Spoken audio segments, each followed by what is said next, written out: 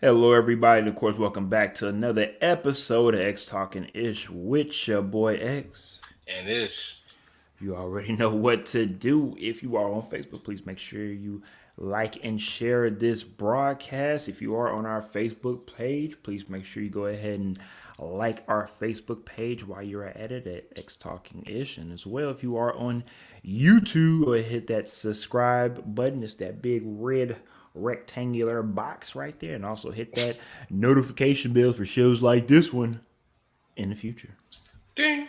Thank you for that, Ish. And as well, if you are on, we call it the Tweeter, go ahead and get on Twitter and check us out on X Talking Ish. And also go ahead and check us out at X underscore Williams 81. I went ahead and retweeted it. So more y'all can check us out because we are about to have a great pregame show today. Of course, if you do not know by now, we will update everybody on the updated NFL schedule. There has been a lot of movement going around from games that were supposed to be played on Saturday that are now moved to a Monday. Games that are supposed to be played on a Sunday are now moved to a Monday or Bro, a COVID is Tuesday. killing it.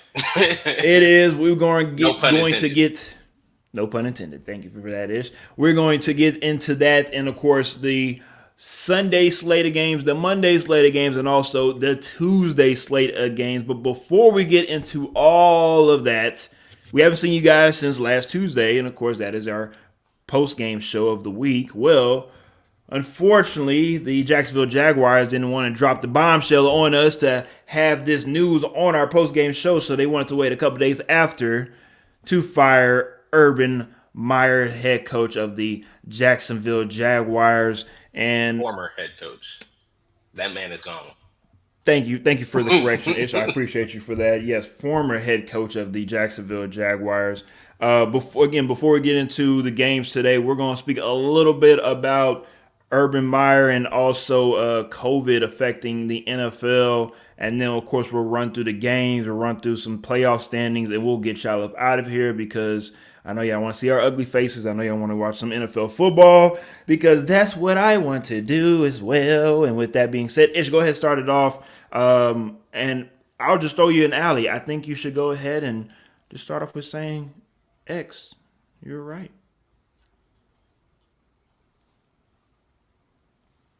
Fine, fine, fine. Yeah, X, you were right. I already said it last week, but I'll say it again. You were right.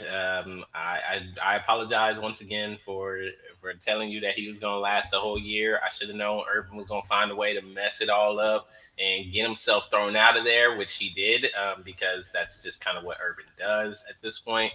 Um, yeah, he needed to go, and rightfully so. He's gone. I mean, some of the stories that are coming out about what this man was doing in the in the locker It's room. low key kind of laughable because when you Yo, read them, you really think they're fake. They seem like some The Onion type of for articles, but in real. reality, they're I real. thought some of them really were fake at first, and then come to find out, nah, this man was moving kind of crazy in the locker room. I mean, he's kicking the kicker, telling him like, "Hey, I'm the head ball coach. I kick you anytime I want." Hey, that I read that. I was just like, aren't we trying to get? Wait, hold on. Aren't we trying to get away from this type of coaching style? And then you bring Nah, in a nah, guy, not Urban, bro. and you Urban, bring in Urban, who's you would think would even be coaching this type of style because of the people that he's coached in the past, yeah, right? I mean, I again, don't. but then you do this, and it's just like And doesn't then make sense. he blaming the assistant coaches, calling them losers. I Yes, mean, yes, yes. That was Urban Meyer. Well, you had a short little stint in the NFL. Congratulations. I hope you enjoy going back to that Fox reporting job because I think that's where he's going back to. I think I've seen rumblings that that's where he's going. So yeah, I will still have to, for some reason, see Urban Meyer around. But it was short and not sweet at all. Short and bitter. well. One thing I will say about Urban Meyer, because he of course released a statement, as always, when it comes to the aftermath of what happened with the Jacksonville Jaguars, and he felt disappointed. He felt like they were making the turn to try to get things back and get things right there in Jacksonville, and They were he making the wanted to turn. he wanted to make Jacksonville what it should be because of all the money that Shad Khan put in there and upgrading the facilities and just making Jacksonville a destination to want to go to. What exactly is Jacksonville supposed to be? Look, if any of y'all that are watching the show have ever been to Jacksonville, I've been to Jacksonville. You drive past that motherfucker. You so rude, bruh. You so rude. You man. drive past Jacksonville to keep going to Orlando, Nah, man. Tampa Bay, Miami. Nah. But Jacksonville, we don't stop there. Why, Don't stop there. And the reason why I say it is because Jacksonville is nice, it's cool. You know, you got the Jaguars there. You know, it's cool. But when that sun go down, again, I've been there. When that sun go down, what happened? you better lock your cars and put on a bulletproof not vest. Like that. Don't do them like that, bruh. Don't do them like that. Hey, Ish, you see this on the logo? On the logo, I swear to my mama, swear on the logo right now. Jacksonville is not one of those spots where you say, you know what? I want to raise my kids and family in Jacksonville. That's a destination spot. I want to raise my kids. No. So when I heard these things from Urban Meyer, you want to know what I thought, honestly? He sabotaged it. No. Urban, you are probably one of the greatest salesmen in football history by the way that you sell yourself. And the way that you sell, you know, who you are as a person and what you do. Because let's be real, Ish. Before he took this Jacksonville Jaguars job, everybody knew if you were in the football world and you know who Urban Meyer is, you should have already knew what this guy was going to bring to this said program. And don't give me that BS talking about, oh yeah, all the wins, all the national championships. He's going to bring a winning atmosphere. He's a winner. He's going to bring this. He's going to bring that. No. No. My thing, and it always was from day one, it wasn't about jumping ahead of other coaches who deserved it. Because that's another topic for another day. It wasn't about, Urban Meyer doesn't deserve it because he hasn't done anything in the past. No, it wasn't that. It wasn't, you're a college coach going from college to NFL because we've already seen majority of times in the NFL, it does not work. So I wasn't talking about that. It was, Urban, you're not a leader of men. Let's be real. The men, when you won the championships, when you had a great season in Utah, Alex Smith, who was a leader, Tim Tebow, who was a leader.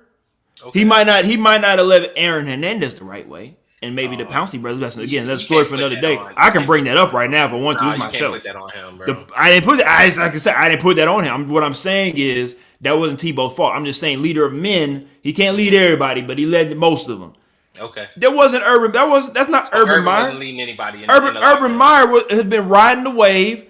He rode the wave from Florida all the way to Ohio State because he's a great salesman. And he went into people's homes and said, if you come to Ohio State, I can help you win the championship. I can help you get to the NFL. I can help you do A, B, and C. Because he has those connections. He was able to do that. He had the Zekes. He had all those quarterbacks. He had all those great defensive ends and position players from Ohio State that are in the NFL right now due to Urban Meyer. And I'm not saying, again, that he hasn't done anything. I'm just saying he's a great salesman as a football coach because at the end of the day, if you look at who he is as a person, the things that he do outside of the field is what gets him in trouble.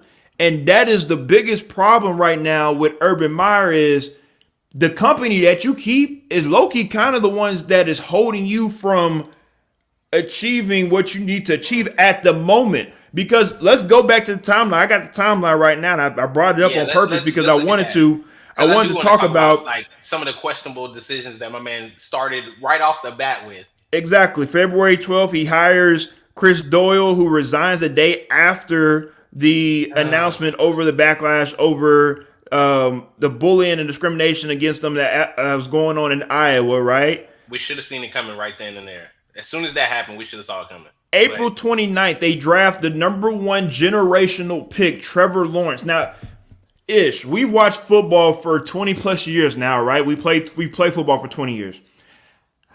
I've never in my life of football have seen a number one pick get picked, and that was supposed to be a generational quarterback that's supposed to be up there like an Andrew Luck that was compared to Peyton Manning. Andrew he was Luck. supposed to be the next. He was supposed to be the next great one, right? Yep, I've never in my life have seen a guy not get talked about at all, and their head coach get talked about more than the number one pick. I'm so serious. I'm so serious because. And again, it's his draft class as well. Mac Jones, of course, what he's doing, we saw last night on Saturday, and we'll talk about that again more on Tuesday. I know it's different circumstances. The circumstances are completely different. I know that. What I'm just saying is, I feel like it's an unfortunate thing for Trevor Lawrence to be put in this position. All right, let's go ahead and move on. May 20th. Oh, it's Tebow time. Urban Meyer reunites with Tim Tebow and brings Tebow into camp as a tight end. Okay. Also, July 1st, Meyer received a cold welcome from the NFL after being fined $100,000 for violating the league's OTA rules. The Jags were also fined $200,000. August 17th, Tebow's NFL comeback comes to an end before the season even begins. A release the day after his disastrous debut for the Jacksonville Jaguars after his first preseason game, only played 16 snaps. Alrighty then. Waste of a spot, bro. August 25th, Meyer names Lawrence week 1. Now let's remember this. Let's remember because I know everybody forgot. Remember, he made this a competition between him and Gardner Minshew. Where the hell is Gardner Minshew at right now? Not even on the same team. All right, let's go ahead. Let's taking it over. Let's move on. Let's move on. He's not even on the team right now. All right, let's move on. August 28th, Gardner Minshew gets traded to the Philadelphia Eagles for a 6th-round draft pick. September 1st, the NFLPA launches an investigation after Meyer said that he took players' vaccine status into consideration after when making final cuts. Yep. All right, let's go ahead and move on. September 12th, he loses his NFL debut against the team that they're playing right now this week, the Houston Texans. Alrighty then. September 20th, after going 0-2, the Jacksonville released an unusual message from Meyer addressing Jacksonville's frustrated fans. He's letting them know, hang in there. We're going to get better. Don't worry about it, fans. We're trying to bring a championship to the 904. All right, let's go ahead and move on. October 2nd, my favorite Urban Meyer story of the whole year. Here we go. You were waiting for this one. Oh, I couldn't wait. Oh, man, my goodness. So there's a video that pops up in a bar in Ohio after a loss against Cincinnati Bengals to where he had a young woman dance near his lap. But again, not worried about that at all. But to be in a bar after your team loses and your team flies back without the head coach. And I remember on this show, we had a young gentleman on the show named Ishmael Sirion that said, oh, that's not a problem. Oh, see the problem. What's the problem with Urban Meyer? What's the problem with Urban Meyer hanging out at the bar while the rest of his team go back and go to Jacksonville? But there's no problem there. Okay, no problem. No problem. Let's go ahead and move on. October 17th, the Jacksonville Jaguars finally pick up their first win of the season with a 3-point win over the Miami Dolphins. December 5th, star running back James Robinson was benched for the second game in a row after fumbling the ball in both games. Meyer declined to say he was benched, pointing to an injury. Robinson later said he felt fumbles were a reason why he was sidelined. Alrighty then. December 9th, Lawrence publicly went against the decision to bench Robinson and also stated that, bottom line, James is one of our best players, and when he's on the field, when he's not on the field, he needs to be addressed that he needs to be on the field. Yep. Alrighty then, December 11th, pressure within the locker room needing to win more. The NFL Network alleged that Meyer called himself a winner, and the assistant coaches, losers demanding that they defend their resumes. He also had a heated argument with veteran wide receiver Martin Jones and confirmed that Robinson was benched.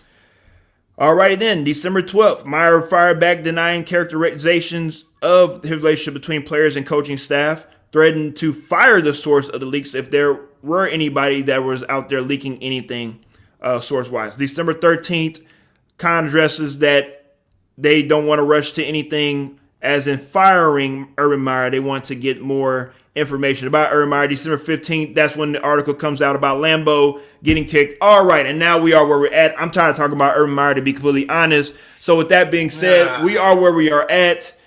Urban Meyer is who he is. He is a businessman that sells wolf tickets. Yes, he will win you games, but he will also put you in legal troubles. And to finish up what we were saying, he is also trying to fight for the rest of his money that he's trying to get, because at the moment he is fired with cause. And with that being said, Urban, even if you do get your money in the courts, just go chill out for a little bit. Good luck People on that, are already saying, "Oh, he's still gonna be able to get a coaching job." No, he's not. I don't think so. No, he's not. He's no. minimum 2 years. He's gonna have to chill out there and hang out at Fox, because right now the only schools that's going to take him maybe a D2 or D3 school. D1, I don't know. They touch him with 10-foot pole. That's just my opinion. Unless it's just struggling. Unless it's just struggling D1 that just badly needs a coach. But other than that, that'll do it for me. I'm tired. I'm happy we don't have to talk about Urban Meyer anymore. And hey, Jacksonville Jaguars, hopefully y'all can. Oh, my bad. And to finish off, yes, Jacksonville Jaguars. This is an easy thing for y'all to do. Hire Byron Leftwich. I ain't talking about Byron in the White House. I'm talking about Byron in Tampa Bay. Go ahead and hire Byron. And if you know what I'm talking about, my boy Joe Byron out there in Tampa, out here winning championships and leading offensive assaults out here with Tom Brady. Go ahead and bring that back to Jacksonville. Do your thing. And it's an easy slam dunk. Now, Shad Khan, if you fuck this up, you need to go ahead and sell the team. Sell it to me. I ain't got no money. I got $3. But go ahead and sell it to me so I can do the thug thizzle and do what I need to do, because people with money obviously don't know what the hell they doing. People with money, go ahead and give the money to people that know what the hell they doing and make sure that they know their job and what they're trying to do. Bing bong. All right, with that being said, let's go ahead and get into the comment section right quick. Travis Crow says, morning, fellas. Also, shout out to Rainy Daniels. He says, Steelers fan checking in. He already knows today will be a sad day for him. Tighten up over there. Fracture One also says, Urban thought that college style was going to work. Not at all. And they should have gotten him after the Halloween picture.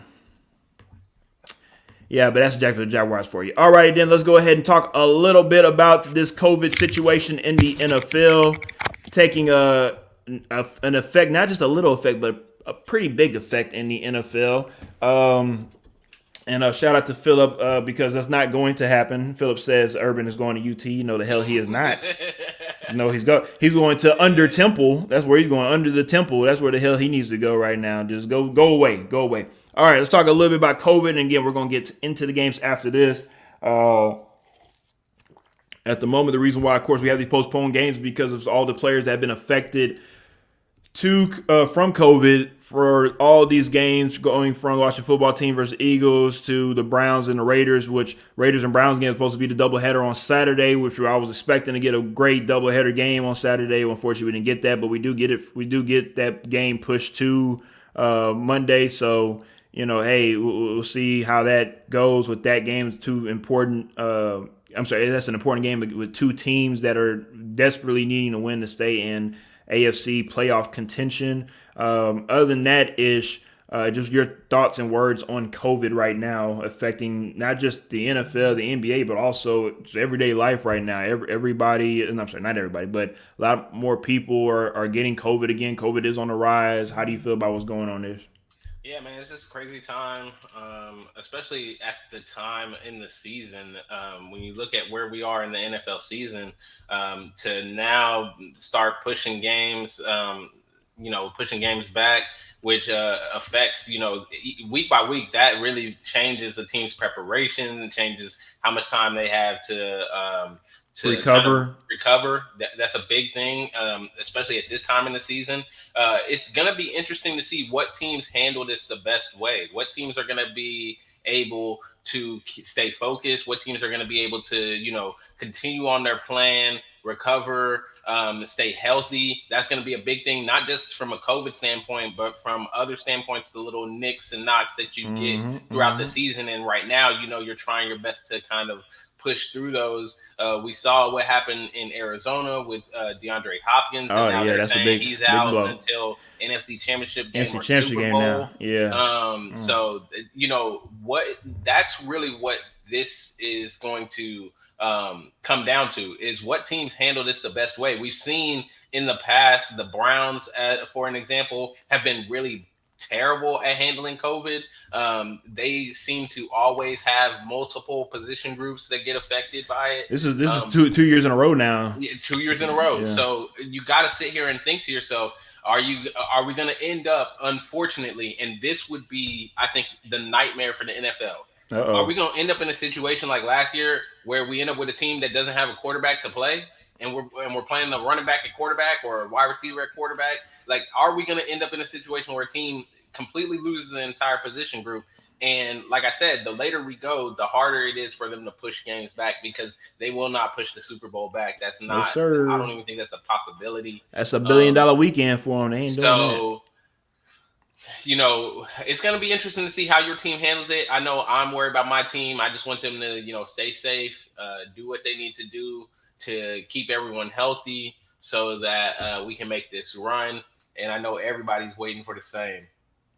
Let me get this comment right quick. Fracture Water on YouTube says, I believe another lockdown is coming, if not for the NFL, but I think the NBA will be back in the bubble. I'll just piggyback on that right quick. The most recent protocols that have been updated for the NFL now are saying that if you are vaccinated, apparently you do not have to get tested anymore for I'm thinking from what I remember, I think a week long, to where if you do become positive, you won't have to get tested again until Super. I got to go relook at that. But for the players that are vaccinated, they don't have to get tested anymore, and it'll be random testings for vaccinated players. Which again, I don't understand that for players that are, I guess, experiencing symptoms. But people that are unvaccinated will still have to go through the same protocols as usual. So what it sounds like from the NFL is, we don't give a damn y'all get COVID or not. We need to finish up this season, because we're not going to continue to keep postponing games, because we're already too late in the season.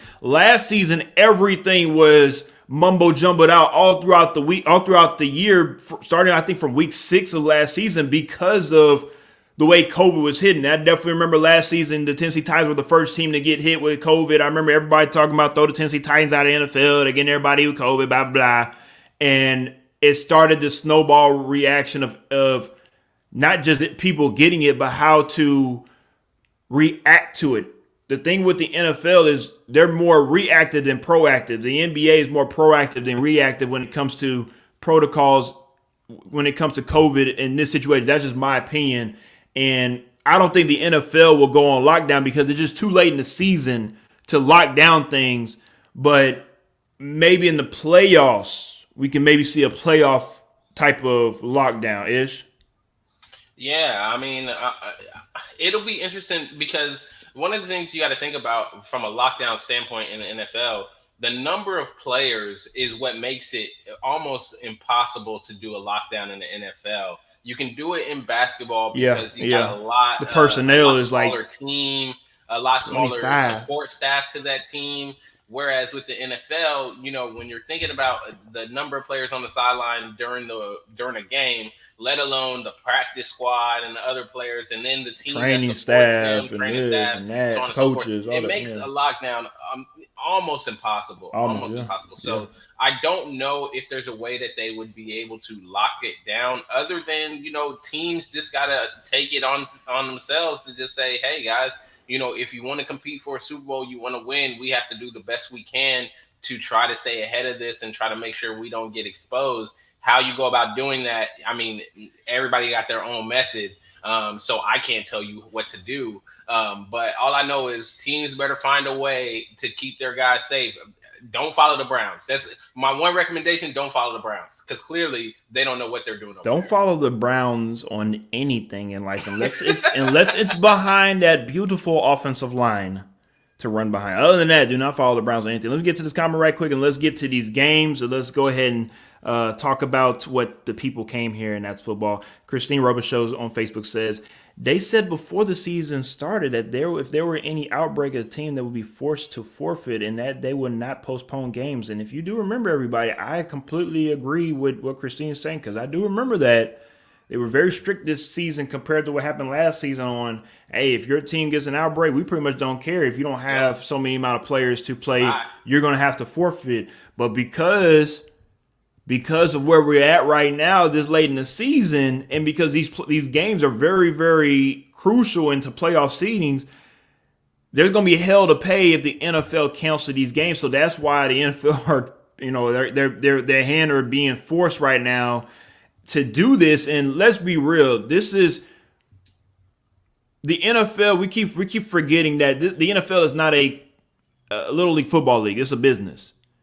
And they can huff and puff all they want to in the beginning of the season about what they're going to do. But when it comes to dollars and cents, at the end of the day, when things make sense, they're gonna do things that pay the bills. So for the NFL, it sounds good in the beginning of the season, but look at where we're at right now. She also says now teams like the Eagles are forced to change their schedule and play in short weeks because of the other team.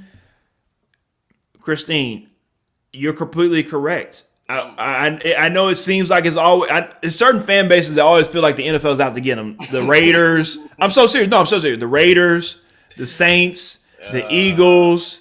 And again, there's a couple other teams out there, but I understand where you're coming from, Christine, because I do feel like it's why in the hell are we playing a NFL football game on a Tuesday? I don't agree with it, but hey, I get to watch football on a Tuesday. It makes recovery terrible. It sucks because now next week, most likely that Sunday game's not going to get changed, unless they do the good grace of changing the game from Sunday to Monday.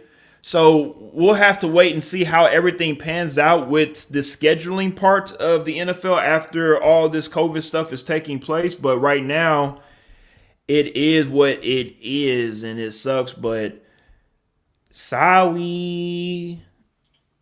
You better stay healthy right now. That's all I can say. Take you some vitamin C, drink you some hot liquids, and stay away from everybody. That's just the best way I can put it. All right. One thing I will say as well is I'm gonna give everybody a full disclosure. There will be no surprises on this Pick'ems today because apparently Ish don't want to go out on a limb today. Nope. I did that last night. I see. Yeah, I respected the call going picking the Patriots, but I just felt like that was a must-win for the Colts, and the Colts took care of that. All right, Cowboys, Giants. The biggest news, of course, going into this game is the comparisons of Michael Parsons being compared to the guy that changed the game of the NFL defenses, Mr. Lawrence Taylor. Let's be real, it's too damn early to compare. So we're not even going to do that right now. But what we are going to do is take a serious note into Ish. Do you think maybe Parsons could win Defensive Player of the Year as a rookie? Yeah, I think he can. I think if you look at what he's been able to do for that Dallas defense, definitely he warrants being in the conversation. Now, he's got to continue to do that and find a way to finish this out on the right foot. If he, falls, if they kind of get too lax there in Dallas, which it appears they've kind of been, on the offensive side they've been doing, then he might not even be in that conversation. Even Defensive Rookie of the Year, we might start having a bit more of a conversation there. But yeah, as of right now, what he has done so far this year, I don't think that it's a question of whether or not he should be in the conversation. Yeah, just a couple weeks ago, about 3 to 4 weeks ago, of course, my boy Jesse Baines, he wanted to let me know firsthand that I need to be on the lookout for Parsons, be on the Defensive Player of the Year. I said, hold your horses there, buddy. All right. Let's play a couple more games and let's wait and see. He's played a couple more games. He's put himself up there at the moment, top 3, maybe top 4, or I'll say top 3 right now would be Myles Garrett, Parsons, and Aaron Donald. Top 3 with the 4th looking on the outside looking in, maybe a TJ Watt.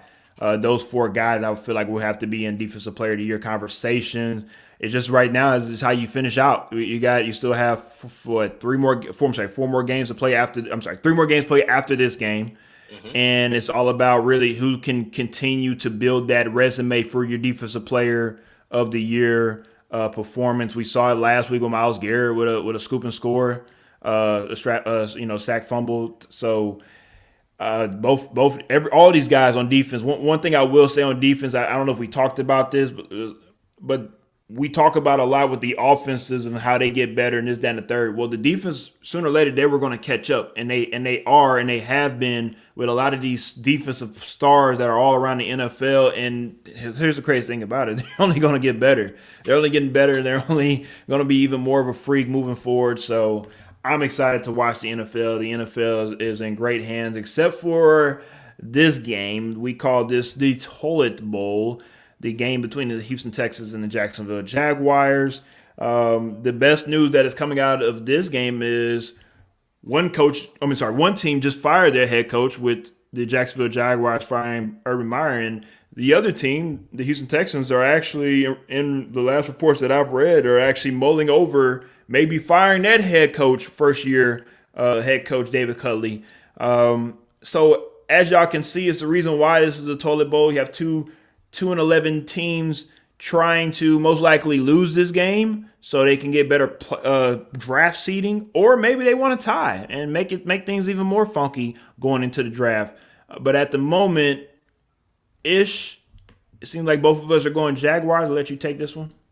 Yeah, I have to go with the Jaguars. I think that there are a number of factors there. One, they got rid of the cancer that was in the locker room. So I expect some sort of response to that, some sort of reaction to that from the team to kind of show that, they still got something there. Also, James Robinson and this running game, I expect them to do some work against the Texans' terrible run defense.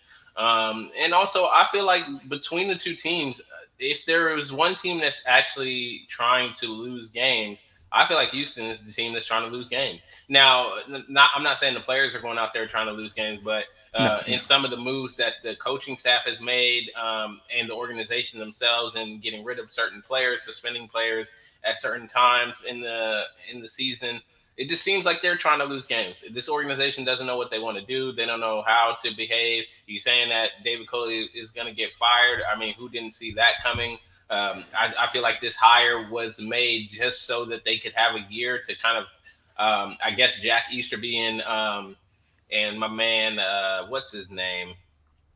Nick Caserio, so they could figure out what they wanted to do with the team and what direction they wanted to take the team in. So they brought a guy in that was just a figurehead that obviously didn't he wasn't in any of the runnings for any head coaching jobs, rightly so, because, I mean, why?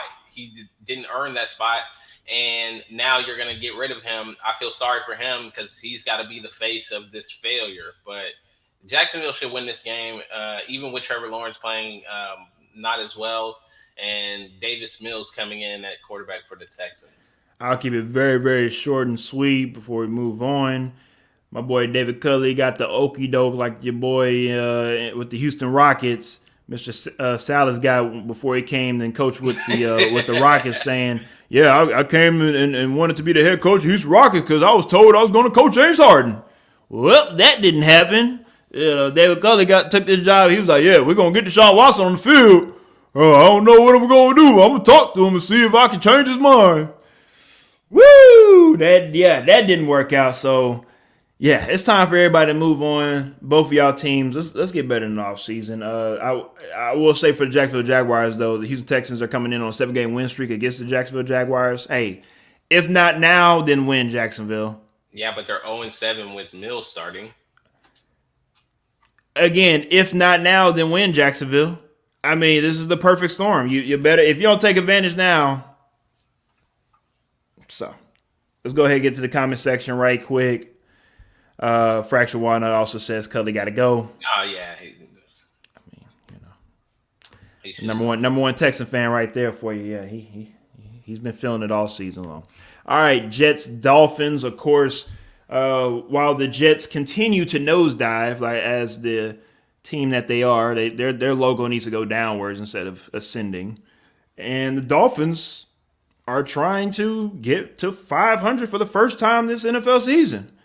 And if they are able to do that, they are crazy enough still in the AFC playoff contention. Tua has been playing a lot better throughout the back half of this season. And he's the best thing about it because he's been able to stay healthy and stay upright. And if he's able to continue to keep doing that in this game, You can go 500 and again maybe make a run at it. At the moment, the Dolphins are a 10.5 point favorite at home against the Jets. I don't think they cover that, but man, to see the Dolphins go from where they started to where they are now, you definitely got to give them a little hand clap on that one. But can they continue to ride the wave and finish off this season on a continuous winning streak and maybe take it into the playoffs ish? Yeah, I mean, two stats to note real quick. The Dolphins are allowing only 11 points per game since week 9, so that's a big one to note because, That this defense defense back. has really turned it on. They've come back, and them being able to play well has kind of got the Dolphins looking like the team we thought they were before the season They're started, supposed to right? be. Yeah. Yeah, who they were supposed to be. And against this Jet offense, I think they're going to take this. And the other stat to note really quick, there have only been 3 teams in NFL history that have gone back to 500 after being 6+ games below that. Mm-hmm. And that's the 74 Jets, the 84 Packers, and the '09 Titans. So there you go. A Oh, little bit of oh. interesting fact for you there. Thank you for that, sir. Thank you for that. I do remember that team, and I appreciate you for throwing that little tidbit my way, sir. Mhm. Well, I've said what I needed to say. The Dolphins again should take care of business. You're at home. Don't let this one get away from you. Don't let this be the sleeper ish. Yeah, don't let this one This could be sneak the up on spoiler. you. Because let's be real, ish. The Jets ain't playing for nothing. They want to come in and play spoilers, divisional game. It's a lot in there to say, hey, the Jets could take this one. So Dolphins, take care of your business. Do what you got to do. Another game going into, we're talking about taking care of your business. We don't care, Cardinals, you're playing at home, away, on the moon, in Venus, in another galaxy. You better beat the damn Lions. I don't care if Kyler Murray's playing. Um, um, damn it. Colt McCoy's playing. My apologies. I don't care if Ish is playing quarterback. The Cardinals better win this damn game. Yes, Ish just said that DeAndre Hopkins is out with a banged up knee. At first, it was going to be the rest of the regular season, and maybe he'll be able to come back in the playoffs. Right now, the most updated timeline, they said he will be back no sooner than the NFC Championship game, which is a big, big blow for the Big blow. Arizona Cardinals. No matter how you want to turn it and look at it or whatever, let's be real, Ish. Just a month ago, teams were looking at the Cardinals as in Super Bowl contending type of team. And this is the best team, and this, that, and third. Even with losing J.J. Watt the rest of the season, as long as they had that offense. Okay, now you lose Hop. Yes, you still have A.J. Green, you still have Kirk, you still got James Conner, but losing Hop is big. It's Kyler Murray's security blanket. It's what Zach Ertz is supposed to be. That's who Yeah. Hopkins is, right?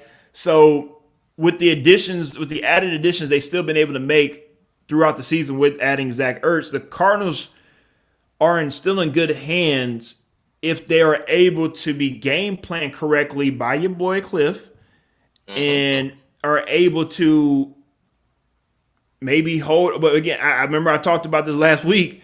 I don't know if you won home field or not because the way you play it at home is All it's kind of right. weird because you're undefeated on the road, but at home it's like, do you really want that number 1 seed? So for them, it's about just get in and find a way to win, and we'll see what happens with the Cardinals. Because right now, ish their stock, I'm worried. I don't think it's with losing Hopkins. I think that's a bigger blow than losing a guy like Connor, right? Or losing, even a guy on defense. I know it sounds weird, but it's just the truth right now. Connor's playing exceptional the last couple of weeks, Wow. but Yeah, 7 straight games with a touchdown. yeah, that's what.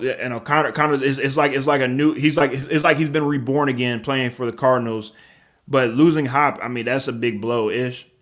Yeah, for me, it was fairly simple. They're playing the Lions, number one. Number two, there are a number of ways, there are a number of scenarios out there that the Cardinals can clinch a playoff spot today, but the easiest one being win. So I expect them to go out, win this game, clinch the playoff spots, and then they can figure out, what they want to do moving forward as far as trying to make sure guys stay healthy. They've got a lot of, people that have been banged up off and on.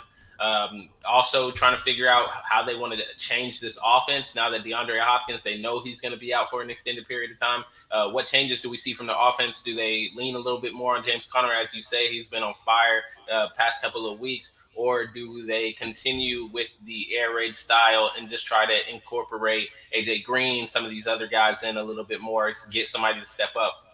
that's what I want to see today. But yeah, I expect them to win, clinch a playoff spot, and it'd be all good. Well, the best thing about this time of year is control your own destiny. If you have an opportunity to control your own destiny, there should be no excuse on at the end of the season saying, "Oh man, we woulda, coulda, shoulda." No, if you have an opportunity to control your own destiny, take care of business, because you do not want to wait and hope that your playoff lives are in another team's hands. The Cardinals shouldn't have to worry about that, but just saying. All right, Fractured Walnut on YouTube says Cuddly got to go. He also says trap game for the. Oh, sorry. Yeah, he already brought up Cuddly got my bad. He says trap game for the Dolphins against the Jets. He says Fins be ready. Also says the Cards are scary when healthy. Edmonds should be coming back this week. And also Fractured Walnut says there needs to be an APB out for Zach. We'll see what he does. I'm interested to see him. We shall. All right, let's go ahead and move on to the Panthers and Bills game. I'll just start this off very, very shortly, and I'll throw it to you, Ish. This is for the Bills, this is either get right now or I'm not even worried about the Bills in AFC, because this is the game you're supposed to win. This is the game you're at home. This game you're need to take care of business. I don't know what the weather's looking like in Buffalo, but I'll look at that in a little bit, but Bills, either get right or I don't see them as a threat in the AFC, Ish. You don't see the Bills as a threat in the AFC? What I'm saying is I don't know if their heart has been taken out from them because of what happened with the Patriots. Because here's the thing. If they are able to continue to still win and the Patriots lose one more game, they can still meet up for that Week 17 matchup for the division. And the division can still come down to a game against them going to Foxborough to win it. And I don't know if the Bills have the heart. That's the thing, Ish. I don't know. That's why they, as a team, have to show us the same way the Colts just showed us against the Patriots on Saturday, that they have heart and we don't care who you are and we can beat you on any given Sunday. The Bills, y'all have to show. I'm tired of talking about the Bills. The Bills are a team that's too this for me to take them seriously as a AFC championship or even a Super Bowl contender. No, I'm not doing that. So for me, one interesting thing to note about this game is that Carolina does have the number one pass defense when it comes to total yardage. I'm tired of that yardage crap. So that's interesting. That's just interesting to note. I know. And the reason why I say that's interesting to note is because the Bills are -5 turnover margin, which is 7th worst in the NFL right now in their past 6 games. Before they started their little slide, they had a +13 margin. So if we see some turnovers from Josh Allen with this stingy Carolina secondary, Carolina could stay in the game. Now, I don't expect that to happen, especially with this 2-quarterback system that Carolina has going on.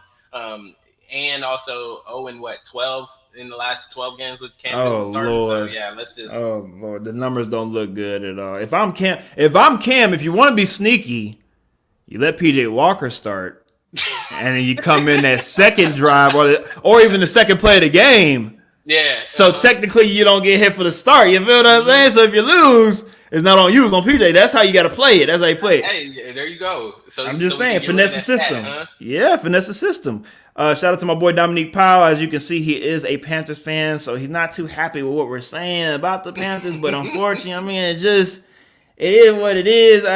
If the Bills are a team that's up and down, the Panthers are definitely the supermodel picture of what an up and down team is this season, because my goodness, you start off hot, you go slow, you come back again, you go right back to being shit, and then you just I don't know what the hell to do with the Panthers.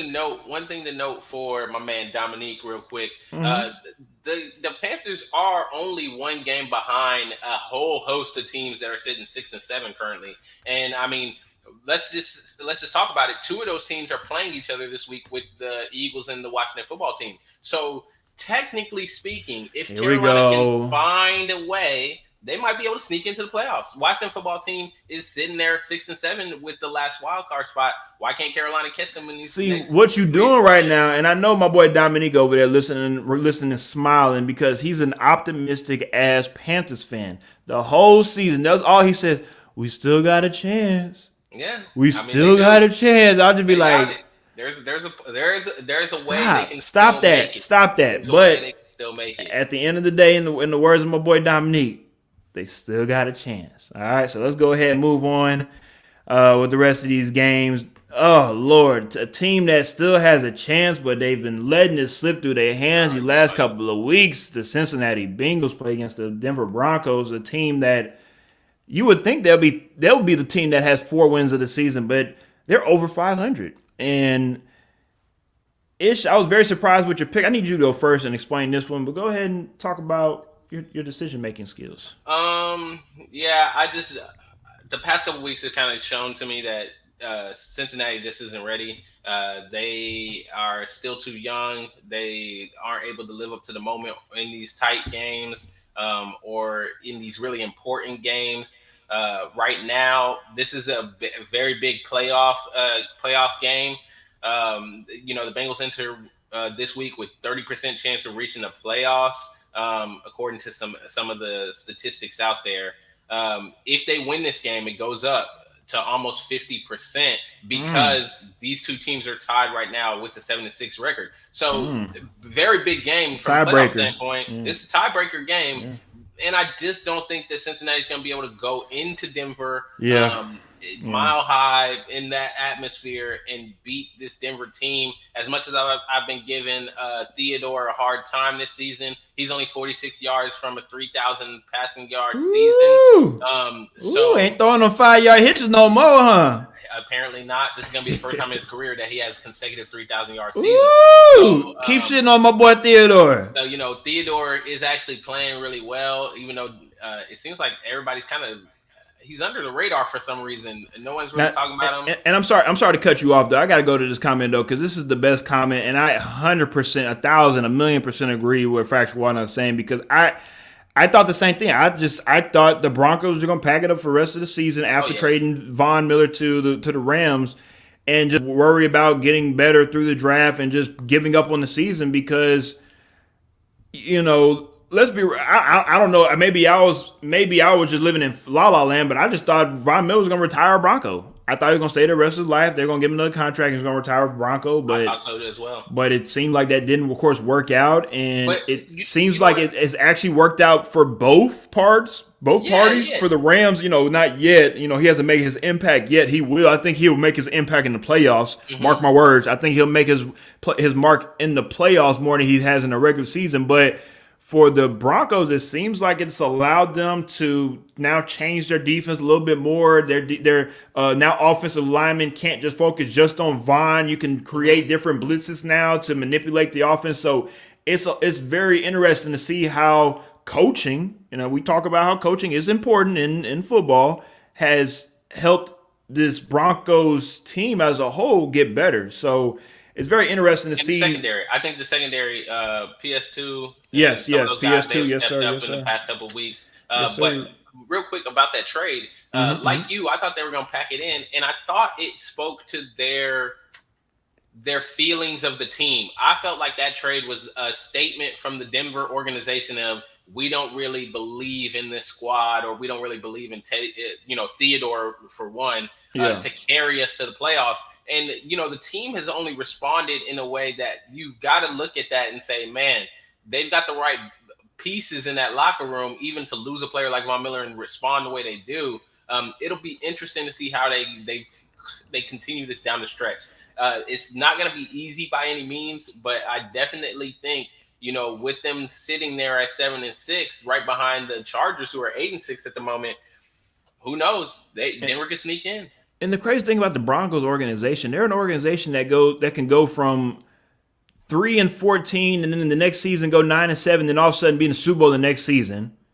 Like they're just that type of franchise where they can suck in a year or two, or just like the Chiefs did it. The Chiefs have done it before Patrick Mahomes got there, and then all of a sudden you're in the Super Bowl or even win the Super Bowl, and throwing that to this alley that my boy Fracture Wanda says is the Broncos playing like this so they can convince Wilson to go there in the offseason. Yeah, maybe. It'd be interesting to see what happens with Russell Wilson. A lot of people. Wilson, why can't Theodore stay there? Theodore, I just told y'all Theodore. Because people like Ishmael are saying that Theodore isn't that good of a quarterback, and now you're making Ishmael eat his own words. That's why he can't stay there, right, Ish? This is beautiful. This is beautiful. Oh my goodness. It's a beautiful Sunday morning, I tell y'all. It's a beautiful Sunday morning on X Talking This. We got Ishmael over here eating his words like some delicious oatmeal. Eat that. Eat that.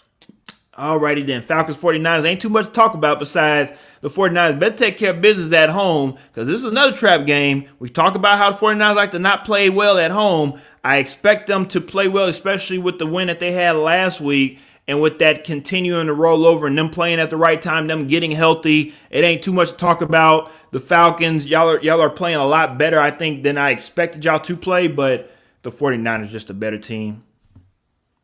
Yeah, Atlanta's 0-4 against teams with winning records this season. So that tells you all you need to know. Ain't too much to talk about. Let's go ahead and move on. This was supposed to be a better game. But just due to Lamar Jackson, unfortunately, getting hurt last week, and at first a lot of people assumed it was a high ankle sprain. The new diagnostics that was updated was saying that it was more of a bone bruise. And with that being said, for somebody that has just recently gotten a bone bruise on his ankle, myself, I am still trying to recover from this, and it's been over a month now. And I'm still over here limping. And one thing I do not have, though, is a $1 million training staff that's taking care of me on an everyday basis. So I expect Lamar Jackson to, of course, get healthier faster than I have. But with the type of player that he is, with the movements that he makes, he's going to feel that injury. He might not feel it too much. They're probably going, give him a shot, maybe rub some, BioFreeze on him, the NFL version. Or he might feel it after the adrenaline rep wears off and it's at halftime, and he might not be able to play at full strength, which brings in Tyler Huntley, who might really be able to maybe bring them a victory. Yes, it was very close against the Bears, and I know you're making those eyeballs, but you'll be surprised. A lot of people that are speaking very highly of this backup quarterback for the Ravens, he's good. And feel like that he can maybe shock some people. Hey, we picked the Packers for a reason because the Packers are playing a lot better right now. But again, somebody's going to have to upset somebody on Sunday today. And even though we have made the same picks, this ain't it. Somebody's going to have to upset somebody. This could be it. This could be it. But that's why they play the game. Nobody expected the Colts to be up 20-0 against the Patriots last night, right? This isn't it. All right, then. Don't make me bring up this film to make you eat your words again, Ish. I'm gonna tell you exactly why this. I'm listening, Ish. Ravens are out 3 starters in the secondary, and they've given up 7 touchdown passes in the past 4 games. Okay? Yep. This is not it. Yep. I'm you right now.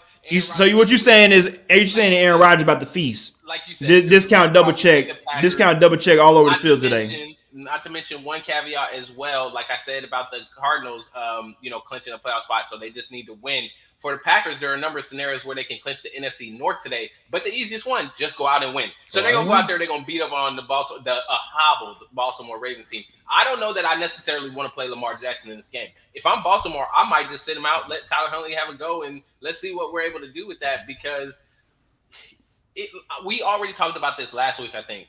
It's really looking more and more likely that Baltimore might not make the playoffs. Yeah. I mean, right now they're sitting in there leading the AFC North, but when you look at their remaining schedule and you combine that with the fact that Lamar Jackson is not necessarily healthy, the defense is not necessarily healthy. When you talk about the Packers this week on the road against the Bengals, who whipped up on them earlier in the season, then you got the Rams at home and the Steelers at home to close out the season. This is not an easy schedule to make it into the playoffs. And even if they somehow magnificently find a way into the playoffs, can you imagine what it's going to be like having to play in the first week of the playoffs after going through that grueling schedule? Like right now, if you're a Baltimore fan, like, yeah, you're clinging to the hope that you're going to make the playoffs, but I really don't see them doing much even getting there, because they got to actually go through this gauntlet to get there, and they're not healthy. They don't have the luxury of being able to rest people or sit people down. I think that this is the one week where maybe we just rest a couple guys. Let's give the game to the Packers, and then we got to try all we can to win Cincinnati, LA, and Pittsburgh. If the playoffs started today, the Ravens would play the Colts in the first round. And what we've seen with the Colts doing what they did to the Patriots, you think the Ravens could stop what the Colts are bringing out on offense. I don't know. I don't think so, honestly. So it'll be very interesting to see how that all plays out. At the moment, we have this comment from Fractured Walnut. He pretty much asked the same thing that you said was, do you play Lamar this week, or should you sit him out and worry about getting healthy and getting ready for, he says, next year. But next year, they're not people. Look, people are fighting for jobs. They ain't worried about next year. They worry about next week. Even they worry about next week. So it's more Lamar, get your ass healthy so you can play this week and next week and not worry about next year. But I definitely understand where Fractured Walnut is coming from. But at the end of the day, one, he didn't get hurt on a running type of play. So let's not bring it up and just say, oh, he's a running quarterback, he gets hurt. No. What I've always stated since day one when it comes to Lamar, because of how athletic he is and because of how great he is and dynamic he is, he's not a pocket passing type of quarterback. So when you do get these types of nicks, these type of injuries, you are now limited, and now you're in a position where you're not comfortable. You know, it's funny to watch Peyton Manning look like a baby giraffe run when he's running. I'm serious. When he's running, because he's not comfortable with running because he's so used to being in the pocket, right? Yep. If Lamar has to stay in the pocket and play Drew Brees, it's going to be very difficult for him to be successful for the Ravens. So it's going to be very interesting to see what happens with Lamar in the Baltimore moving forward. We say Ish?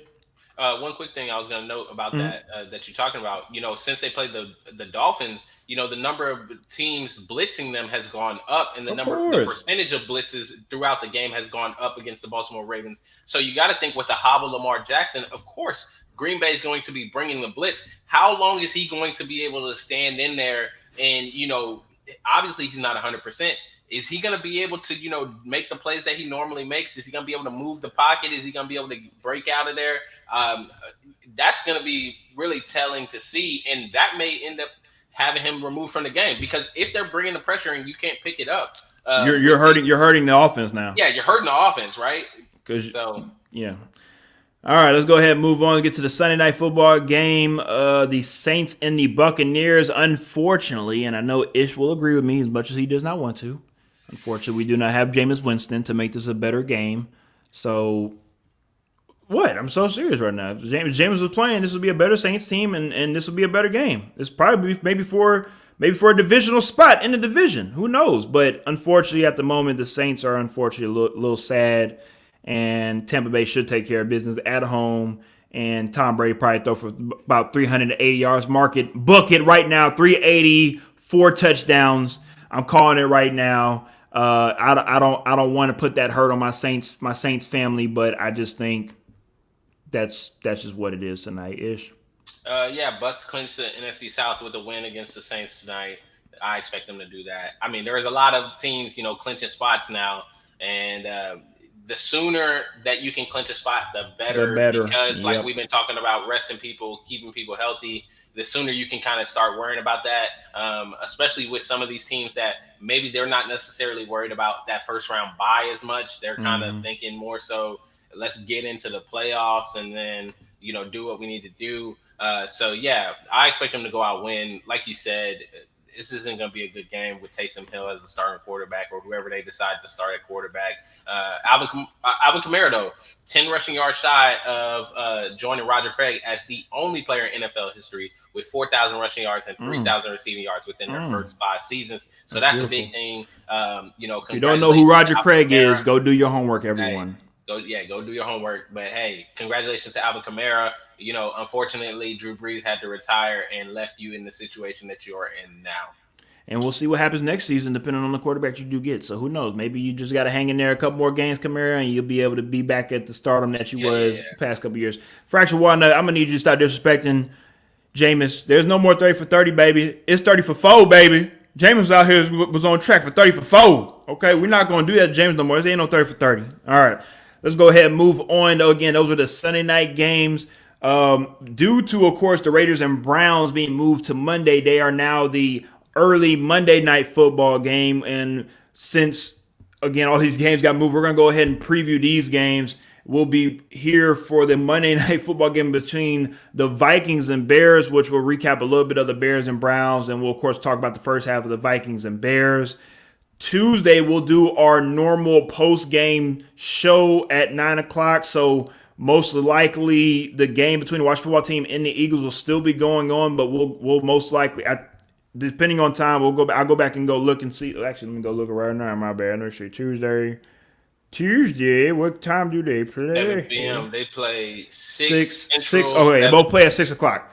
Okay, they both play at 6 o'clock. So by the time that we're doing our show on Tuesday, they should be wrapping them up. So we'll give everybody live updates of those games while we recap the rest of the NFL games on that Sunday slate. So let's make this very short because I know, again, the rest of y'all want to go watch y'all's football today, and we'll go ahead and let y'all go. Yes, it's 7 on the East Coast. We're in Central Time, Christine. Get it right. All right. Fracture One also says, I got the Browns. The Raiders are going to do what the Raiders do, and I appreciate you for the segue. I do, because that's what we picked. I mean, Jesus, you can't write it up any better than that, because that's what the Raiders are gonna do. I mean, I don't know. I don't get it. The Browns should take care of business. Again, just follow your offensive line. They'll lead you to the promised land.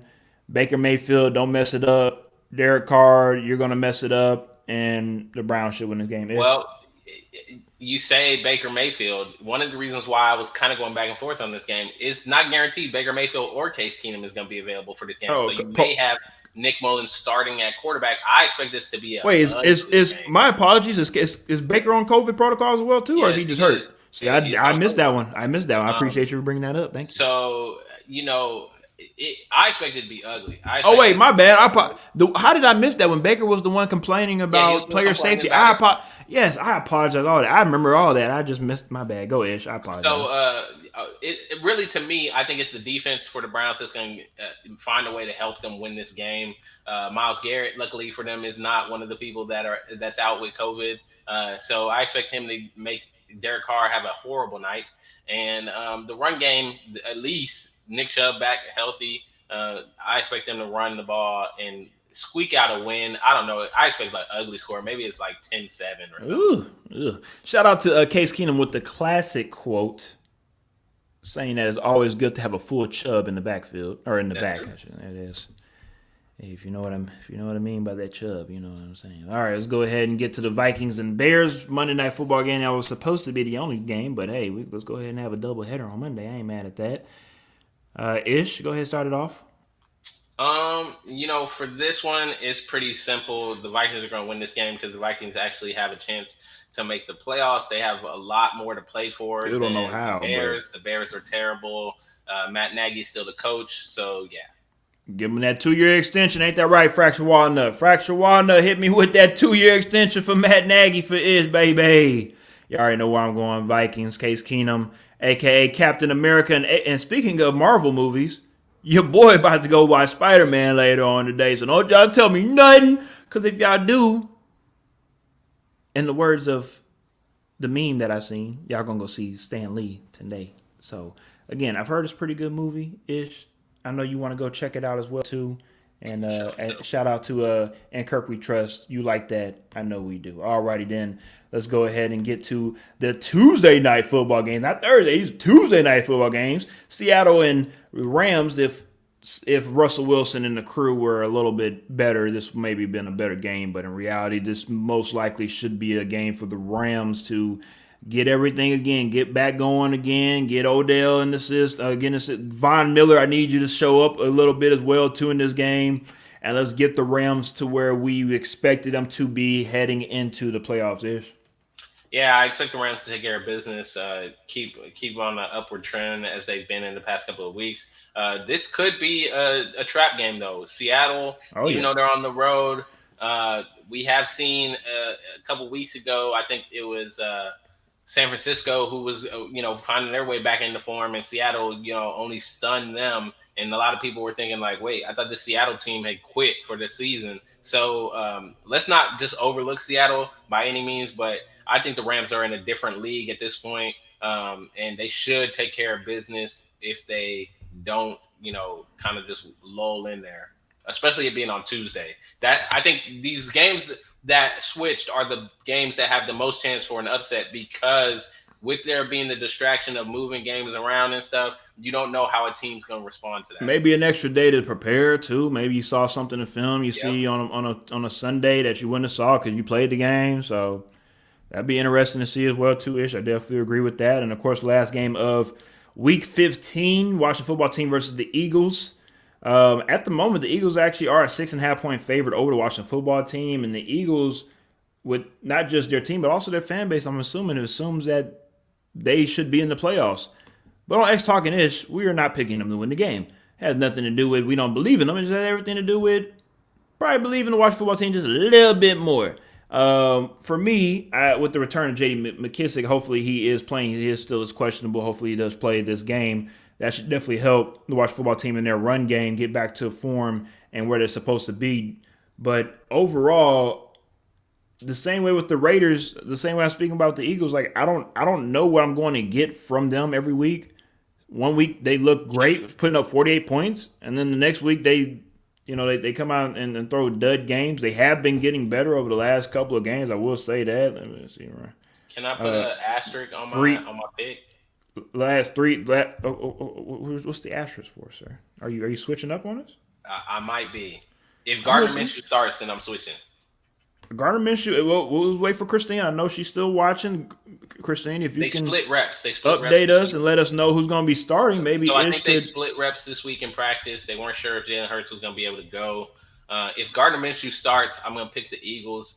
The Eagles lead the NFL with 160 rush yards per game, and they're one of only two teams that average 5 yards per rush. So they are able to run the ball. The key matchup, obviously, is going to be this Washington defensive line versus the Philadelphia Eagles offense. Washington is fifth in run defense in the NFL. So this is the big matchup of the game. If the Eagles are able to run the ball, I expect the Eagles to play well. And for me, if Gardner Minshew starts, I think the Eagles take this game. If Jalen Hurts starts, I expect Washington Football Team to handle business. I knew Christine would chime in sooner or later, but she says still waiting on Jalen's ankle situation to determine. She says they did split reps, but if Jalen is good, he will start and play all so for game. now, we're going to keep it at Washington Football Team. Oh, Lord. All right. Fracture Walden also says Minshew Mania, baby.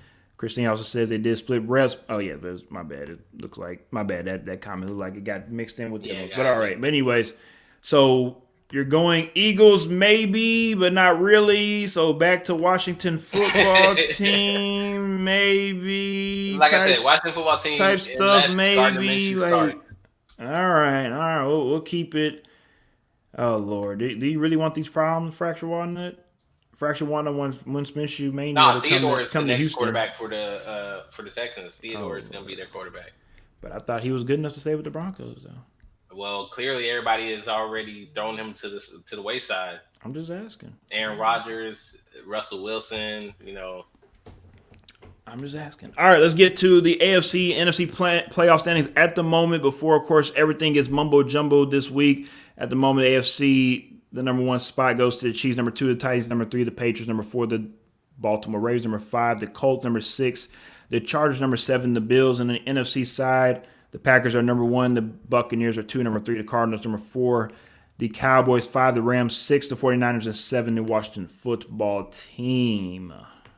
All righty then. With that being said, let's get to this last comment from Christine. She said the Eagles are all pissed about having to play on Tuesday, so I wouldn't bet against them regardless. Hey, I'm pretty sure Washington Football Team's pissed about it too. I mean, is everybody. I'm going to bet against them with Jalen Hurts starting. Y'all can talk about that. Another time. I already told you last week. After I told you before the game that Minshew was going to go out there and stake his claim to the starting job, and that was going to be the beginning of the end for Jalen Hurts as a starting quarterback in Philadelphia. Minshew only went out there and blew it up, and now they got they had the bye week, and of course I knew after the bye week, for some reason they're going to try to resuscitate this Jalen Hurts situation. There's no need to resuscitate it. Let it die. Minshew is the guy. That's all I got to say about that one. All righty then. Well, we'll see you on Tuesday when everybody comes back for our post-game show as always on Tuesday. But before we get up out of here, we do have some very special news. I might not be able to be on the show tomorrow, or I might be able to be on the show, just all depending on location-wise, depending on for me. But I am expecting my first child tomorrow. I'm very excited, very, very, very excited. My first child, she is a girl, and hopefully she'll come into this world tomorrow very healthy and strong, just like her beautiful mother. God. And hopefully, we're excited. We're lost for words. It's 9.5 months have flown by so fast, and we thank everybody for being a part, especially you, of course, Ish, and everybody else, family and friends wise. And I'm just so excited and can't wait to see her. And on the X Talking Ish family, hey, we got another co-host. She's gonna she's gonna be on here and make some picks for us and whatnot. So she'll be here very, very soon. So I appreciate everybody as well as always. Of course, if y'all want to stay updated, check out my Facebook maybe for some pictures. But overall, I get to do all the hugging and the kissing. Y'all stay away from my baby for 6 months. Leave my baby alone. No, I'm just kidding. But on a serious note, I'm so excited, and I can't wait. And I appreciate everybody's from the bottom of my heart. So I thank you, everybody, as well, for the congratulations. Thank you, guys. Dominique, Christine, Fracture Walnut with the Enjoy the Spider-Man movie, and, of course, joining the club. Yes, sir, girl, dad. We're going to be out here just trying to be great men. We all came from a great high school and just continue to try to be great men in the communities that we are from. So with that being said, I'm gonna stop talking before I get all emotional, start crying and stuff. And I will see y'all on Monday, and we'll see y'all again on Tuesday for the post game show. Thank y'all for tuning in to X Talking It.